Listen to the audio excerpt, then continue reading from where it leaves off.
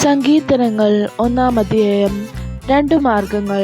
ദുഷ്ടരുടെ ഉപദേശം സ്വീകരിക്കുകയോ പാപികളുടെ വഴിയിൽ വ്യാപരിക്കുകയോ പരിഹാസകരുടെ പീഠങ്ങളിലിരിക്കുകയോ ചെയ്യാത്തവൻ ഭാഗ്യവാൻ. അവൻ്റെ ആനന്ദം കർത്താവിൻ്റെ നിയമത്തിലാണ്. രാവും പകലും അവൻ അതിനെക്കുറിച്ച് ധ്യാനിക്കുന്നു.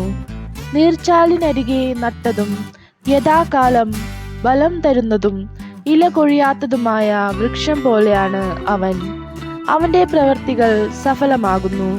ദുഷ്ടർ ഇങ്ങനെയല്ല, കാറ്റു പറത്തുന്ന പതിരു പോലെയാണ് അവർ. ദുഷ്ടർക്ക് ന്യായവിധിയെ നേരിടാൻ കഴിയുകയില്ല. പാപികൾക്ക് നീതിമാന്മാരുടെ ഇടയിൽ ഉറച്ചു നിൽക്കാനും കഴിയുകയില്ല. കർത്താവ് നീതിമാന്മാരുടെ മാർഗം അറിയുന്നു, ദുഷ്ടരുടെ മാർഗം നാശത്തിൽ അവസാനിക്കും. കർത്താവിൻ്റെ വചനം. ദൈവത്തിന് നന്ദി.